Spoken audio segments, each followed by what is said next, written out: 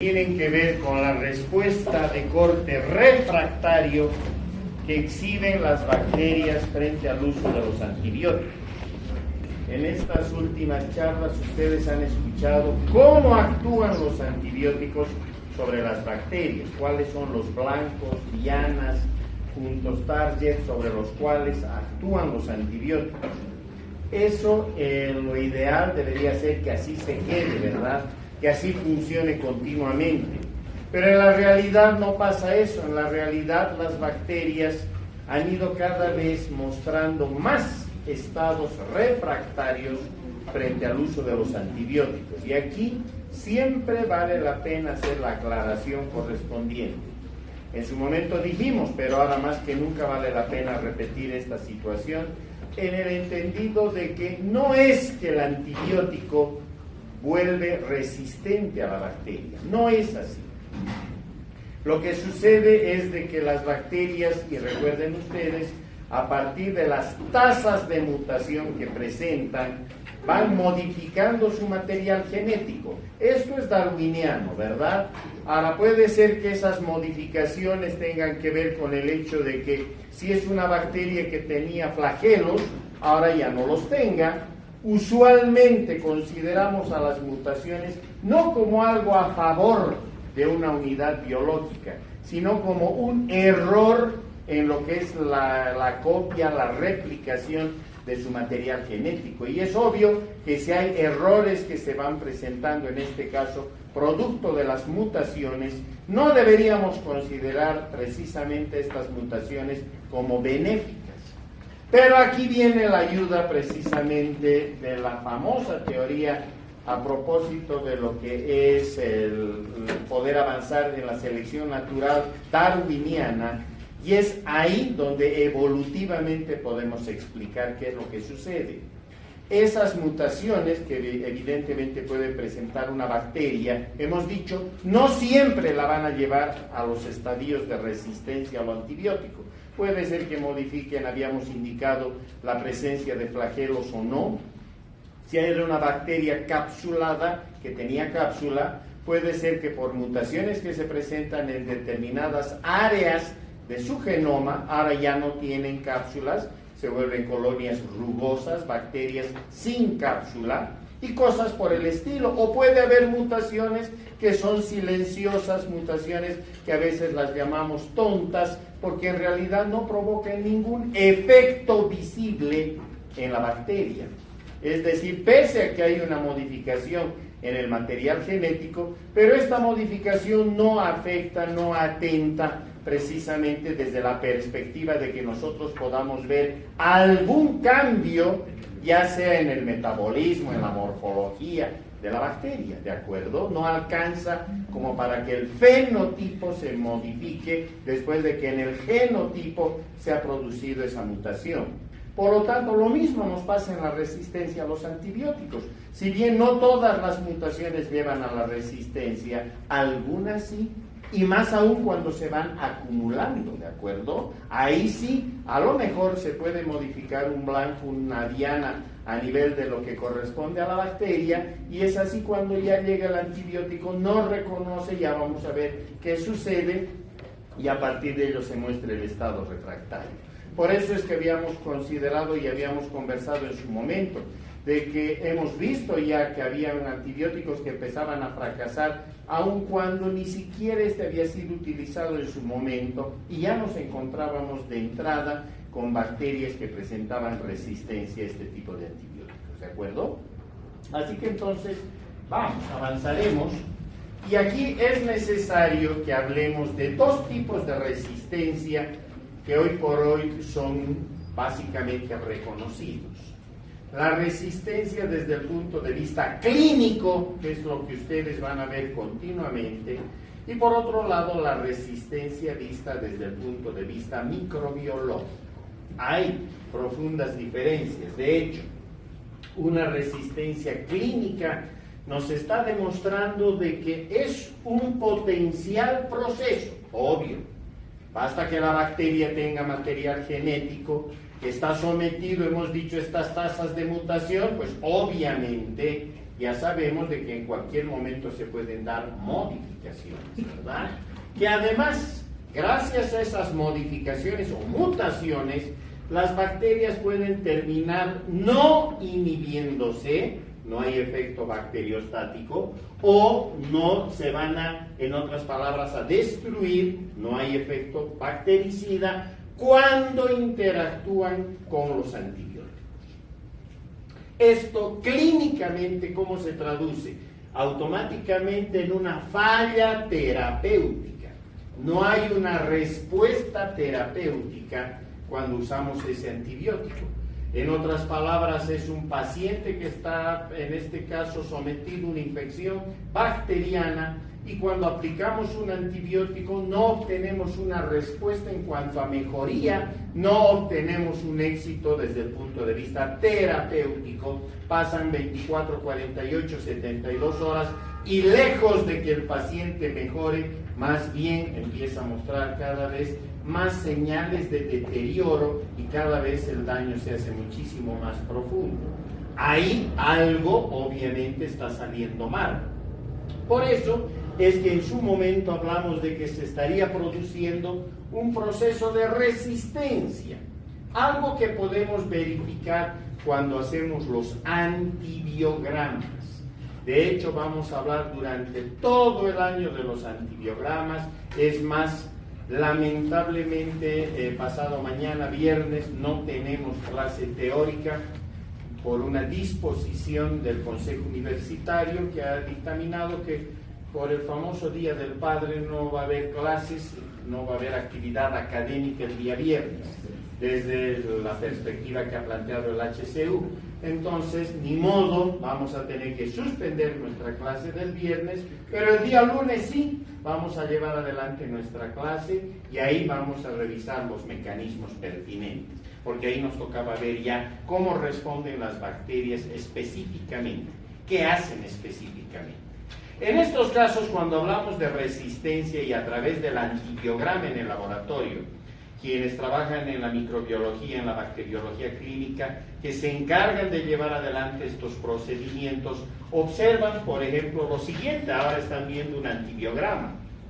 Esta es una caja Petri, el tamaño normalmente es de unos 100 milímetros de diámetro, donde hay un medio de cultivo, que ya vamos a estudiar en su momento, y una vez que sembramos al microorganismo problema, todo esto es desarrollo bacteriano, todo esto, ¿de acuerdo? Y aplicamos los discos de antibiograma, que son, en otras palabras, discos que corresponden a determinados antibióticos y los colocamos en un determinado orden también. No los colocamos al azar. Por ejemplo, este es el disco de amoxicilina clavulánico. Aquí está la ceftazidima, la cefotaxima, la ceftazidima vecina al disco del imipenem, por ejemplo. Acá tenemos a la cefazolina, a la cefoxitina y aquí a la ampicilina cercana a la cefotaxina. ¿Listo? Esto, por ejemplo, es en una infección urinaria, donde en este caso la bacteria es una Escherichia coli, causante de infección urinaria, y este es el panel de discos, la caja Petri, que está mirando solo a los beta-lactámicos. Y ahora ya con mayor tranquilidad puedo hablar de esto, porque ustedes ya han revisado beta-lactámicos, ya saben qué son los beta-lactámicos y qué antibióticos se encuentran dentro de esta gran familia, ¿verdad? Y aquí estamos mirando todas estas moléculas corresponden a beta-lactámicos desde ya. Lo que sí puedo observar es un detalle interesante. Si bien veo aquí a los grandes que si mido su diámetro y comparo con las tablas me dirían que hay sensibilidad, pero por ejemplo acá, vean ustedes, el halo es mínimo, es pequeño en relación a los otros. Si yo mido este diámetro, el diametraje me está mostrando probablemente resistencia. Esto es lo que vemos in vitro, o sea, en el laboratorio. ¿Listo? Y eso es para nosotros clave, es determinante. Conclusión, por eso es de que nosotros hablamos del antibiograma como tal. Y ahí está evidenciándose desde ya ese mecanismo de resistencia probablemente frente a la ampicilina. Ahora completa nuestra frase cuando dice a partir de su correspondiente dosificación, porque lo que ustedes van a hacer es eso. Más adelante van a aprender en las materias clínicas a dosificar los antibióticos, como cualquier otra molécula que la usamos farmacológicamente. Y desde ya, una vez que se administró el antibiótico, se tiene que concentrar fisiológicamente en el organismo del paciente. ¿De acuerdo? Entonces, clínicamente estoy viendo que hay resistencia porque no va a haber la respuesta que yo estaba esperando. No va a haber una respuesta bacteriostática ni va a haber una respuesta bactericida.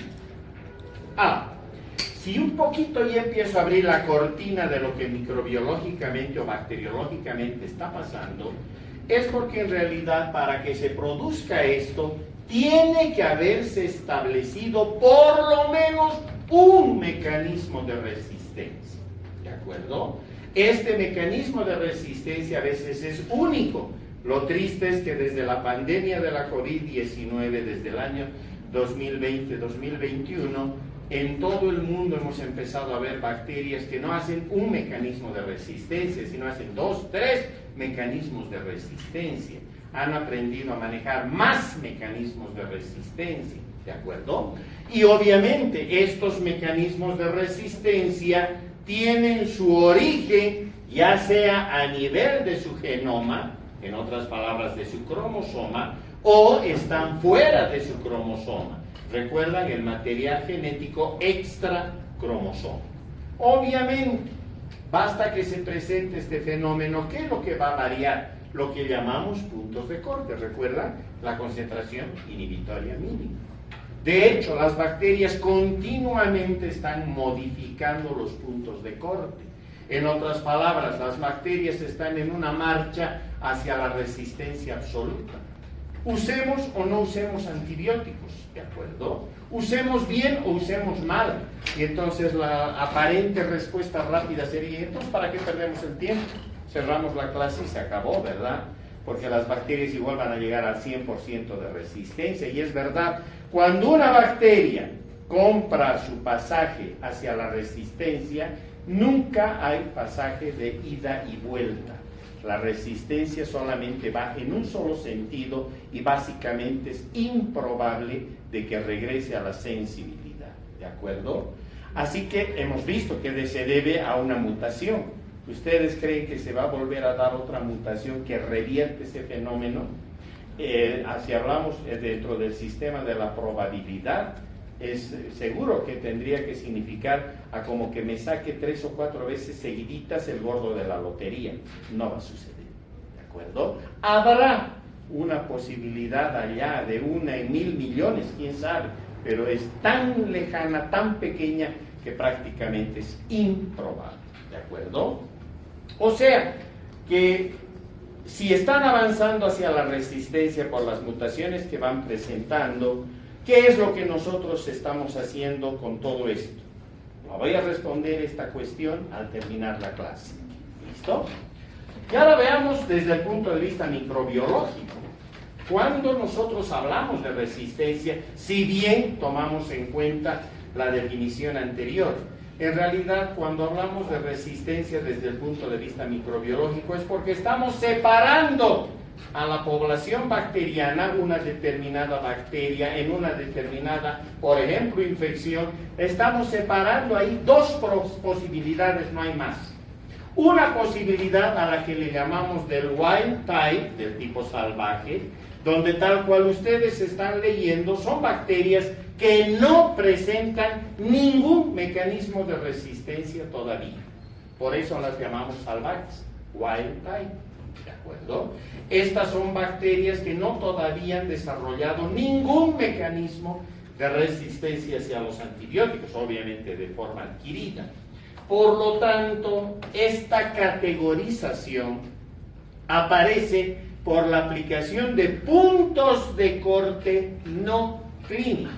O sea, las concentraciones inhibitorias mínimas que hacemos no las estamos haciendo desde la perspectiva clínica, no estamos mirando desde la perspectiva de la cepa que está atacando a un paciente. No, acá tomamos por ejemplo, 500 cepas, 500 bacterias que están obviamente todas dirigidas en relación a ser la causa etiológica de un tipo de infecciones, o puedo tomar en cuenta 300, o puedo tomar 1000, o puedo tomar 1500. Les corremos concentraciones inhibitorias y arbitrariamente yo voy a dictaminar dónde puede encontrarse algún punto de corte que desde ya a mí me interese desarrollar. Ya se va a aclarar mucho más con las próximas láminas. Estas bacterias pueden responder al tratamiento si estoy viendo estos puntos de corte. La respuesta concluyentemente es no sé. No tenemos la más remota idea. ¿Por qué? Porque lo único que estoy haciendo es tomar las cepas, estudiarlas, aplicarlo a las concentraciones inhibitorias mínimas, elegir un punto de corte arbitrario, donde veo que la mayor parte de las cepas han sucumbido, y digo, ya este va a ser mi corte, mi valor de corte, si quiero llamarle así, epidemiológico, o mi corte epidemiológico en cuanto a cutoff que estoy buscando para poder estudiar cómo responden a los antibióticos. Si me encuentro que un buen número de cepas o un número de cepas de las que estoy estudiando me responden aparentemente con sensibilidad, ese es un punto de corte que está mostrando cepas wild type, ¿verdad? Por algo están sensibles, no tienen ningún mecanismo de resistencia. La parte opuesta a la antítesis obviamente va a ser movernos en el otro grupo de cepas. Pero acá, mientras tanto, lo que estoy aplicando son los famosos cortes epidemiológicos, valores de cutoff epidemiológicos, ¿de acuerdo? Que los pueden encontrar en la literatura como los ECOF, los SD, los DCE, es decir, valores de corte epidemiológico. Punto. Así que dense cuenta que aquí no entra la palabra paciente. Aquí no estamos hablando de la palabra, por ejemplo, infección, por decir algo, la gonorrea, no. Solo estoy estudiando Neisseria gonorrea, gonococos, 500 cepas de gonococos frente a un determinado antibiótico, corro concentraciones inhibitorias y voy a mirar quiénes me responden con sensibilidad y quiénes me responden con resistencia. Y entre las que me responden con sensibilidad, si el número es muy bueno, es alto, estoy utilizando un valor de corte epidemiológico. La pregunta, ¿sirve ese punto de corte para tratar a un paciente? La respuesta, no sé. No sé. ¿No es cierto? Porque en laboratorio sí me sirve. Cuando yo corrí las concentraciones, vi que evidentemente estas concentraciones inhibitorias, estos valores de corte epidemiológico que estoy aplicando, sí han logrado, en este caso, por ejemplo, tener un efecto bactericida sobre el mayor número de cepas. Pero en el paciente, otra vez, ¿sirven? Otra vez la respuesta, no sé, porque son puntos de corte no clínicos. Y ya vamos a ver para qué nos sirven. Las opuestas, las antítesis, la antítesis de esto que hemos venido hablando, está planteado por las non-wild type, o sea, las que no son salvajes. Así que entonces, cuando hablo de non-wild type, me estoy refiriendo a aquellas bacterias que ya presentan por lo menos un mecanismo de resistencia adquirido.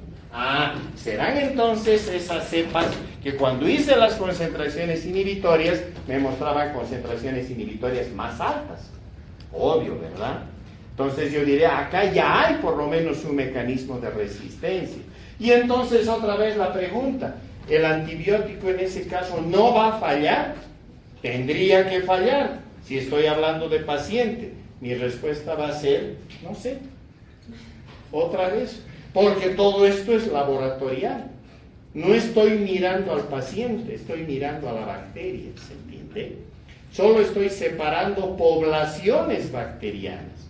Y ya está claro entonces que cuando separo las poblaciones por estos puntos de corte, por estas concentraciones inhibitorias que son epidemiológicas, solo estoy separando ese grupo de bacterias en dos subgrupos.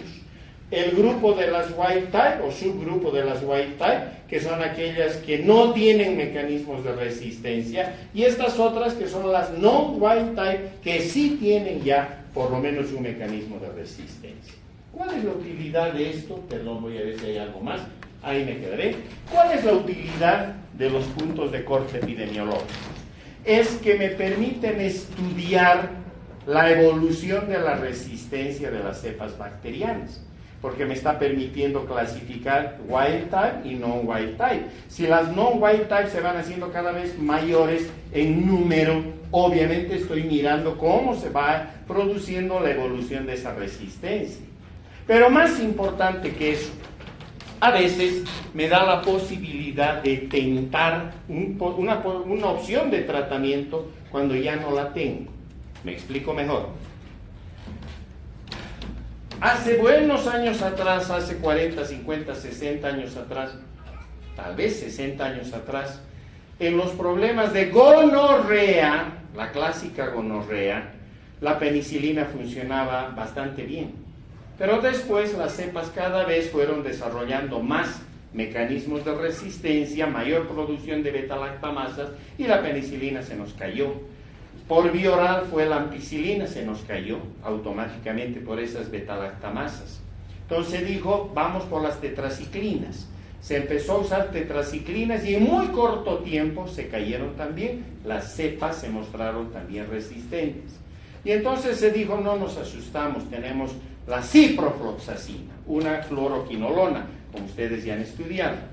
Y cuando se utilizó la fluoroquinolona al principio de esta novela, con una dosis de ciprofloxacina o una de levofloxacina, se cortaba la gonorrea. Obviamente, en el tiempo las cepas iban mutando, se iban seleccionando y resultó con que tiempo después las fluoroquinolonas se nos cayeron, ya no servían para nada. Y entonces dijimos, no nos asustamos todavía porque nos queda la bomba contra estas bacterias, la ceftriaxona, una cefalosporina de tercera generación, ¿cierto? Entonces empezamos a usar la ceftriaxona, una dosis, perfecto. Es más, para asegurar 2 dosis y ya está. Y nos fue muy bien.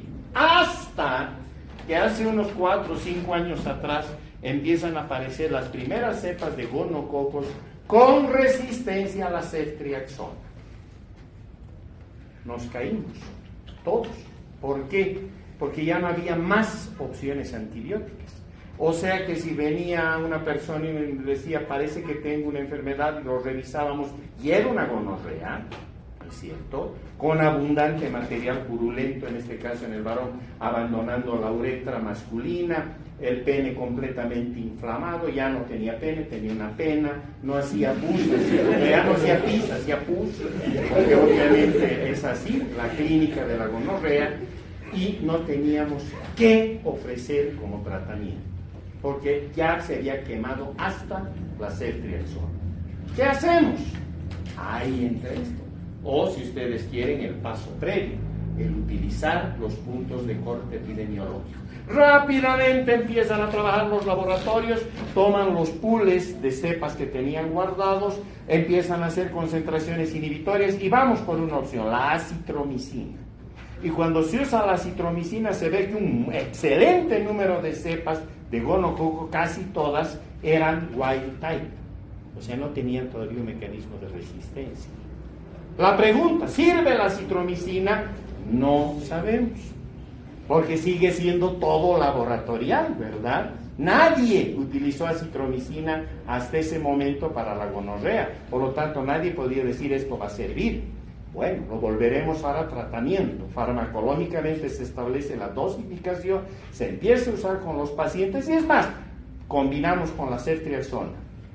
Ya sabíamos que estaba decaída, pero a ver, la combinaremos. Combinamos y el éxito absoluto. Respiramos. O sea que entonces esto sirve, porque me permite pasar de un punto de corte epidemiológico, que es de laboratorio, después de un tiempo en que los clínicos en todo el mundo empezaron a utilizar la acitromicina junto a la ceftriaxona, vieron que la respuesta era excelente. Deja de ser punto de corte epidemiológico y pasa a ser punto de corte clínico. ¿Se entiende? Y entonces ahora sí, ya no está en los puntos de corte epidemiológicos, sino ya está en los puntos de corte clínicos. Y se vuelve una droga más en el arsenal frente a la gonorrea. Cuando se nos caiga la citromicina, ya se están ahorita estudiando otras drogas, precisamente buscando los valores de corte epidemiológico para ver cómo andamos las wild type, las no wild type y ver qué opciones eventualmente pudiéramos utilizar. ¿Se entendió? Ahora sí. Hemos dicho que se generan desde el punto de vista del genoma, para ello hay mutaciones para el sitio de acción, ahí donde debería actuar el antibiótico, o mutaciones que modifican lo que es la regulación. Por ejemplo, la hiperproducción de una enzima. Normalmente estaba a baja escala, no pasaba nada, la bacteria muta, suma mutaciones en una de esas, y cuando ahora produce, cuando exhibe esta enzima, ahora está aumentada en cantidad. Obvio, ahora sí se va a caer el antibiótico o el grupo de antibióticos sobre los cuales actúa esa enzima. La otra optimiza un mecanismo que tiene la bacteria y que le permitía jugar con metabolitos. Ahora juega con antibióticos, ya vamos a ver con calma. Y si es extracromosomal, hemos dicho que depende de plásmidos, de transposones o de integrones. ¿Qué hacen estos? Lo mismo que este. Obvio, ¿verdad? Solo que ahora está en material genético que está fuera de la bacteria. Veamos. Primer mecanismo importante: interferir en el transporte del antibiótico. La bacteria no va a dejar que el antibiótico entre al interior de la bacteria. ¿De acuerdo? Y si no entra, pues obviamente eso es resistencia, no va a sufrir ningún efecto a la bacteria. ¿Qué sucede en este caso? Se presenta en los beta-lactámicos, se presenta en varias drogas. El ejemplo clásico son los beta-lactámicos. Pero ¿qué sucede? Miren, para que sea más fácil, aquí está la pared de la bacteria. Estamos hablando de una pared de bacteria gram negativa. ¿Por qué? Porque aquí están los lipopolisacáridos, aquí está la membrana externa o exterior, aquí están las porinas o canales porínicos, esto es el espacio periplásmico, aquí está el péptido glicano, la membrana celular y el citoplasma de la bacteria. ¿Se ubicaron? Sí. Aquí está el antibiótico. Normalmente esto es lo que va a pasar. El antibiótico atraviesa la porina, atraviesa toda la cubierta bacteriana y se va a ir al citoplasma, vamos a suponer, a desempeñar su tarea sobre los ribosomas. Es un aminoglucósido, ¿de acuerdo? O una quinolona. Pero ¿qué pasa cuando hay una mutación o se suman las mutaciones que modifican a las porinas? Tenemos esto. Y ahora aquí está mi antibiótico. Veamos si entra. No pasó, porque se ha modificado la porina. Ha modificado, saben ustedes que las porinas son lipoproteínas, ha modificado sobre todo la parte proteica, exhibe ahora sus dominios de diferente forma, puede variar incluso la concentración de cargas eléctricas. Por lo tanto, cuando el antibiótico quiere pasar, ya no puede hacer. Hay un fenómeno de impermeabilidad, por eso se llama así. No penetra el antibiótico y el resultado es resistencia. La otra es de que modifique lo que pasa aquí afuera. Sigue interfiriendo. Otra vez el mismo modelo, mucho más facilito, más bonito, ¿verdad? Aquí están los lipopolisacáridos, esta es la membrana externa o exterior, aquí están las porinas, el espacio periplásmico, el péptido glicano, la membrana celular y el citoplasma, ¿cierto? Bueno, normalmente las bacterias acumulan algunos cationes divalentes en sus superficies, concretamente calcio, es lo que más acumulan. ¿Por qué? Porque las superficies bacterianas tienen carga electronegativa. Si mantuvieran esa carga electronegativa constante y demasiado intensa, no podrían pasar metabolitos de los cuales depende la bacteria. Por ahí no podrían pasar azúcares, no podrían pasar otro tipo de moléculas que necesita la bacteria dentro de sus procesos de nutrición. ¿Recuerdan metabolismo? Pese a que aquí hay calcio, Tampoco eso significa que pierde la electronegatividad, no, pero por lo menos la atenúa y pueden pasar los metabolitos. ¿Qué sucede cuando por una mutación se modifica la superficie de la bacteria? Se modifica de tal manera que sus cargas eléctricas negativas aumentan y al aumentar atrapan más cationes divalentes, más calcio. Obviamente lo que está sucediendo aquí es un aumento en la concentración de cationes divalentes, calcio. ¿Qué va a pasar en ese caso? Ahí está un aminoglucósido, que puede ser la gentamicina, la canamicina, la amicacina. Son los antibióticos más electropositivos. Tienen cargas positivas, pero realmente abundantes. Ahora sí, traten de pasar como aminoglucósido. Es imposible, ¿verdad?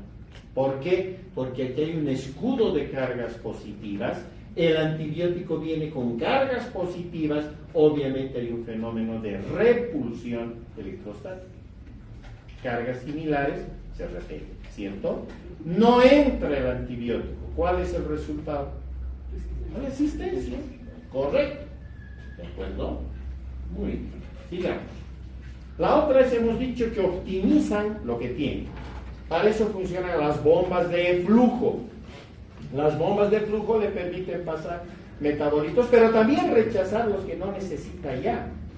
Este fenómeno las bacterias lo pueden aplicar sobre los antibióticos. Fíjense, ya no necesito repetir la estructura de esta bacteria. Aquí está todo, aquí está el antibiótico. Vamos a ver qué es lo que pasa. ¿Qué es lo que ha sucedido? Muy fácil, ¿verdad? Lo que ha sucedido en realidad es que pasa el antibiótico, pero cuando va a ir a pasar, por ejemplo, la membrana para irse al citoplasma, una molécula que es una proteína de fusión lo engancha, se une a una transportadora y cambian de sentido al antibiótico y lo expulsan por un canal de salida. Por eso es que los españoles no le llaman bombas de flujo, le llaman sistema de expulsión activa. Obviamente activa porque se gasta mucho ATP. Y es una expulsión porque miren lo que he hecho con el antibiótico. Lo expulsaron por un canal de salida. ¿Se entendió? El resultado, resistencia. Hoy por hoy es uno de los mecanismos de resistencia junto al de impermeabilidad que acabamos de ver, que realmente se convierten en los mecanismos más importantes de resistencia que asumen las bacterias. ¿Listo? Perfecto. La otra, ahora sí, pasa el antibiótico. Va a ir hacia el lugar donde debe cumplir su mecanismo de acción. Ah, pero resulta que algo se cambió, algo se modificó en ese lugar donde tenía que actuar el antibiótico. Por ejemplo, se modifican las PBPs, las proteínas fijadoras de penicilina, que ustedes saben que están localizadas a nivel del peptidoglicano y que son el blanco de los betalactámicos. Si se modifican las PBPs, resistencia a los betalactámicos. La otra, que se modifique una enzima, la dihidroxteroato sintetasa. Se modifica, hay otra enzima acá, pero que cumple la misma función. O sea, llegan las sulfonamidas, no reconocen a la nueva enzima y se produce la resistencia. O finalmente se modifica otra enzima, la dihidrofolato reductasa, que es el blanco de la trimetoprima. Cambian esa enzima por otra, las bacterias, que todavía cumple función, y sin embargo cuando llega la trimetoprima, que es una diaminopiridina, ya no reacciona como debería ser. En todos los casos la resistencia está manifiestamente planteada. Veamos, aquí está la imagen clásica del libro de Jarretts, ¿verdad? Es perfecta, porque es el peptidoglicano como tal que ustedes ya han estudiado. Aquí está la N-acetilglucosamina, el ácido N-acetilmurámico, está el tetra o pentapéptido, los 4 aminoácidos.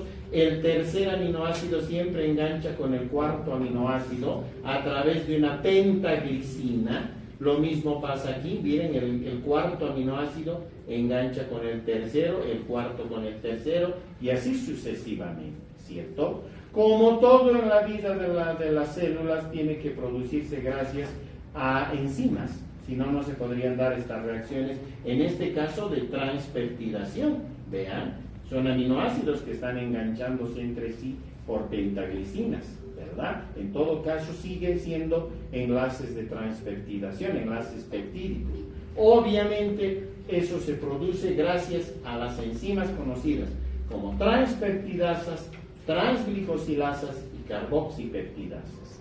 Estas enzimas son las PBPs, proteínas fijadoras de penicilina. ¿Se entendió? O sea que entonces, cada vez que les hablan de PBPs o las Penicillin Binding Proteins, por eso se llaman PBPs, estamos hablando de proteínas fijadoras o ligadoras de penicilina. Y esas enzimas básicamente corresponden a transpeptidasas, transglicosilasas, carboxipeptidasas que provocan esos enlaces de transpeptidación. Listo, esto ya lo han visto, por eso que no me detengo más. ¿Qué pasa cuando estas enzimas se modifican por mutaciones? En este caso hay una mutación, más que una cadena de mutaciones que modifican las PBPs. De manera que cuando llegue el betalactámico ya no reconoce a estas enzimas.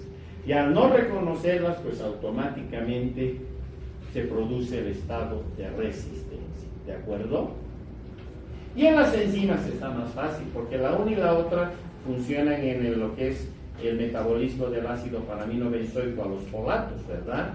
Aquí está el paso para ir del ácido paraminobenzoico al ácido dihidroteroico. Tiene que funcionar una enzima, que es precisamente la dihidroteroato sintetasa. Hemos dicho que se modifica la enzima y todavía el metabolismo sigue avanzando, por lo tanto las sulfas quedan automáticamente anuladas en su acción.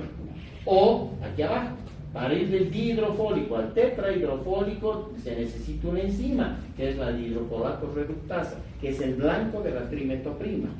Ahora, si las bacterias por mutaciones modifican la trimetoprima, tendremos otra enzima que conduce este paso.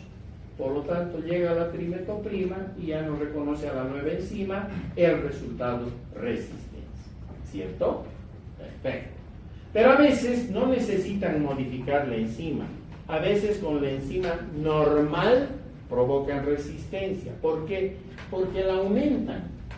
Es decir, no va a ser, si ustedes quieren, la cantidad de enzima que debiera ser, sino que aumentan la producción por ejemplo, de hidrofolato reductasa. Aquí está, en otras palabras, lo que normalmente debiera ser la producción de la dihidrofolato reductasa. Aquí están los sitios donde deberían actuar, en este caso, las drogas conocidas como diaminopiridinas, la trimetoprima. ¿Qué pasa cuando las bacterias hiperproducen, en otras palabras, la dihidrofolato reductasa? Miren lo que sucede. Por lo tanto, aumentan los sitios. Ya no son los que eran. Por lo tanto, llega la trimetoprima, actúa sobre estos sitios, pero miren cómo quedan todos estos libres. Por lo tanto, resistencia, ¿verdad? No le pasa absolutamente nada a la bacteria. Ahora, esto nosotros no podemos detectar, porque no tenemos la capacidad de poder entrar en este mundo y mirar y decir, mira qué bandida ha aumentado la dihidrofolato. No. Asumimos que aumentó la dihidrofolato porque ha cambiado simplemente el comportamiento frente a la trimetoprima y porque cuando estudiamos la enzima es la misma, es la dihidrofolato reductasa. ¿Cierto? Ok. La otra, que se modifiquen proteínas. Por ejemplo, la proteína C12 ribosomal, que es parte del ribosoma de la bacteria. Unidad 30S. Si se modifica esto, tenemos pues la resistencia a la streptomicina. Aquí está. Esta es la subunidad 30S, aquí están sus proteínas que la conforman. Una de estas es la 12, S12. ¿De acuerdo? ¿Por qué S12? Porque este es el segmento pequeño, ¿no es cierto? Cuando estamos hablando de esto, todas las proteínas tienen ese término por delante, S, small. En cambio, estas otras tienen el término L, L1, L2, L3. ¿Por qué? Porque son las proteínas de la subunidad mayor, o sea, large, ¿cierto? Por eso es que las denominamos así. Y aquí está la S12. Si se modifica la S12 por mutaciones, cuando llega la streptomicina, ya no reconoce la nueva proteína S12 ribosomal y se establece el mecanismo de resistencia. ¿De acuerdo? La otra opción es que se modifiquen enzimas del corte de la DNA quirasa, las topoisomerasas en general. Aquí está. Este es el DNA de la bacteria. Tiene que abrirse, ¿recuerdan? Para avanzar a la fisión binaria. Cada brazo se tiene que abrir y por lo tanto aquí deberían estar los dos brazos y sin ningún problema. Pero ¿qué pasa? Esta enzima, la DNA quirasa, y en algunos casos la topoisomerasa 4, ayudan en este proceso, que además son el blanco de las quinolonas, entre ellas las fluoroquinolonas, la ciprofloxacina, la levofloxacina, etc. ¿Qué sucede? Que hay bacterias que modifican esta enzima. Ya no es la DNA quirasa normal, sino que es una enzima modificada y que sin embargo todavía cumple funciones. El resultado, resistencia a las quimios, ¿verdad? También las bacterias son capaces de innovar y entonces originan o por lo menos adquieren nuevas estructuras a partir, por ejemplo, de las PBPs. Aparecen nuevas PBPs en la pared de una bacteria. Las PBPs normales pueden ser la PBP1, la PBP2, la PBP3, 4, 5 y 6. Resulta que aquí aparece una nueva PBP, la PBP2A. Listo. Esta PBP2A, que depende de una nueva secuencia genética, la secuencia MECA, eso lo vamos a ver con calma el día lunes, son las responsables de la famosa meticilino resistencia, esto en estafilococos. ¿De acuerdo? Entonces, cada vez que los estafilococos adquieren esta nueva secuencia genética MECA, por la cual expresan o fabrican una nueva PBP, como es la PBP2A, automáticamente se convierten en cepas meticilino resistentes. ¿De acuerdo? La otra es la de los enterococos. Cambian su sistema en la pared de ligasas. Deberían tener como cuarto aminoácido a la D-alanina. Resulta que los enterococos por mutación desplazan a la D-alanina y allí pegan más bien lo que viene a ser un lactato, un D-lactato. O sea que cuando llegan los glicopéptidos, que ustedes ya han estudiado, la vancomicina, la teicoplanina, y que deberían ensamblarse, engancharse en los últimos aminoácidos del péptido glicano de la pared de estas bacterias, y deberían engancharse en los de ala, o sea, de alanina, ya no están estos. La bacteria ha reemplazado a la D-alanina por D-lactato, que es mucho más complejo, que es mucho más, si ustedes quieren, como estructura química, es mucho más grande. Por lo tanto, llega la vancomicina y ya no puede encastrar. El resultado, obviamente, resistencia. O la otra, aumentan algunas unidades de su pared, por ejemplo, en este caso los azúcares, la N-acetilglucosamina. Y entonces hay estafilococos que hacen esto. Si hay tanto precursor aumentado, por lógica, el espesor de la pared, miren ustedes, se modifica ostensiblemente. Se vuelve mucho más grande el espesor de la pared, de manera que si bien está actuando el antibiótico, por ejemplo, la vancomicina, pero lo está haciendo sobre un sector de la pared y el resto queda indemne. Resultado, resistencia. ¿Listo? La otra es que aumenten los aminoácidos. Aquí está otra vez el sector del péptido glicano, los dos azúcares y los aminoácidos, ¿verdad? Si nosotros vemos esto, entonces puedo ver que hay bacterias que hiperproducen precursores, en este caso los últimos aminoácidos, las D-alaninas. Y si aumentan las D-alaninas, no solamente que estas ayudan a que el espesor de la pared también aumente, no solo esto, sino que son capaces de eliminar estos residuos de D-alanina fuera de la bacteria. En otras palabras, engañan a la vancomicina, porque como estos residuos de D-alanina se van a ir al exterior, Cuando llega la vancomicina se va a enganchar a las D-alaninas, pero fuera de la bacteria.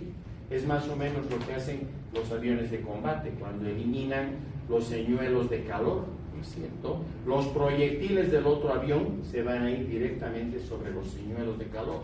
Lo mismo hace el estafilococo, ¿de acuerdo? Solo que suelta señuelos de D-alanina y la vancomicina llega, se pega a los señuelos de D-alanina, pero fuera de la bacteria.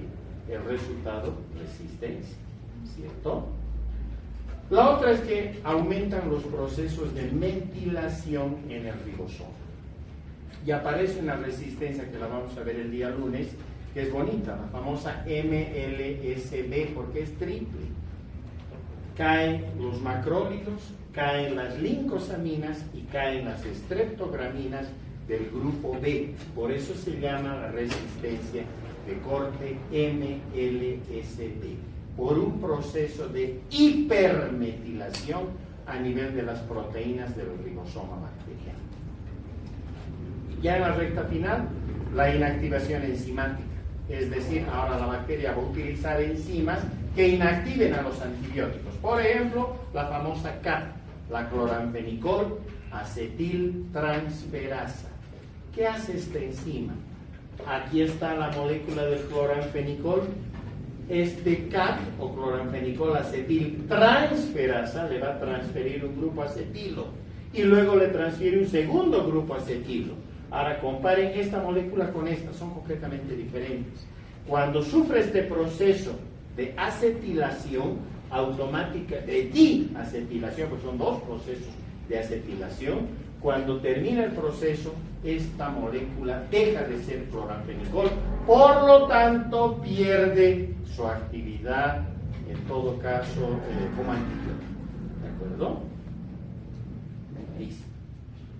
La otra es que las bacterias juegan póker y utilizan naipes donde puede haber enzimas que acetilan, que adenilan o que fosforilan. Entonces pueden utilizar acetiltransferasas, adeniltransferasas o fosfotransferasas. Pero lo hacen como en el póker, al azar. No hay un orden establecido.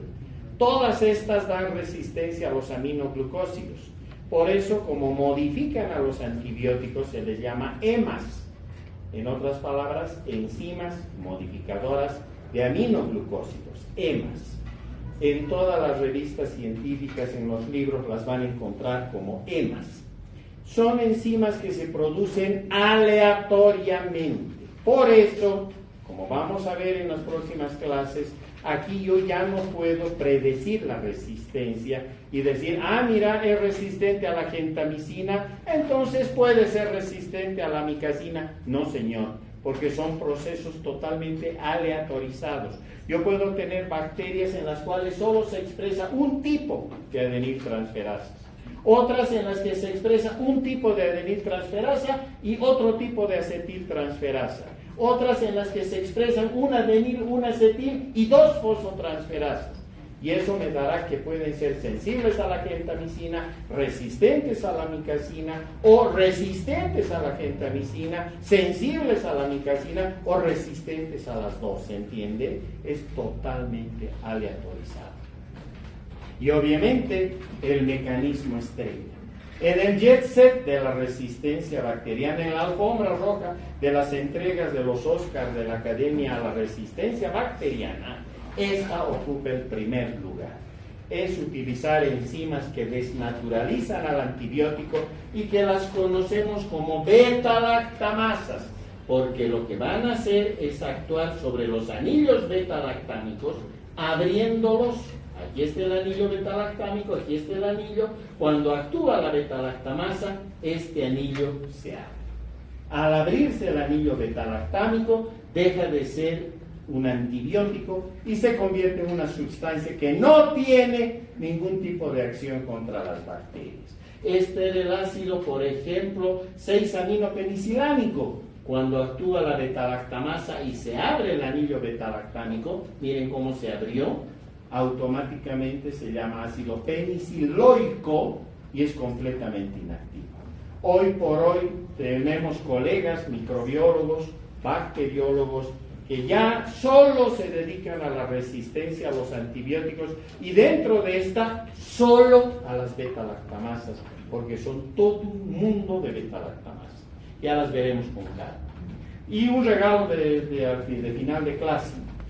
Este otro mecanismo, que no tiene un nombre todavía definitivo, por ahora le llamamos vesiculización. ¿Por qué? Porque este ya es el ejemplo de cuán amigas son las bacterias. Aquí una bacteria tiene su bro y lo defiende a fuego y bala. Ya van a ver. Acá está otra vez la pared de la bacteria. La pared gran negativa, ¿verdad? Los lipopolisacáridos, la membrana externa o exterior, el espacio periplásmico, el péptido glicano y la membrana celular. Aquí abajo el citoplasma. Miren, esta bacteria ha logrado producir beta-lactamasa y la acumula, la guarda como si fuese su bolsillo en el espacio periplásmico. Ahí está esperando. Ah, pero este es pues bro de esta otra. Entonces, por lo tanto, le va a regalar. Y miren cómo lo hace. Atrapa algo de la beta-lactamasa, desprende parte de su membrana externa o exterior, llega hasta la otra bacteria, se ensambla, vacía la beta-lactamasa y ahora esta otra guarda ya su beta-lactamasa en su bolsillo periplásmico. No le está regalando material genético, le está regalando directamente la beta-lactamasa. ¿De acuerdo? Así que como epílogo no se equivocó Fleming cuando recibía el premio Nobel y decía que advertía que la penicilina parecía como no tóxica, de manera que no había que preocuparse con sobredosificar o intoxicar al paciente. Él era médico. Sin embargo, él dice, puede existir el peligro de la subdosificación, usar malos antibióticos. Así, no es difícil conseguir microorganismos resistentes a la penicilina en el laboratorio bacteriólogo, exponiéndoles a concentraciones no letales. Y vuelve otra vez a ponerse su gorro de médico cuando dice, pudiendo suceder lo mismo en el organismo. Lo dijo en 1947 o 45. Fuimos muy soberbios. Creíamos que ya habíamos resuelto las infecciones de todo el planeta por la penicilina. Hoy vivimos otra pandemia. La pandemia silenciosa, silente también, de lo que es la resistencia a los antibióticos en todo el planeta. El lunes veremos algunos ejemplos. Gracias.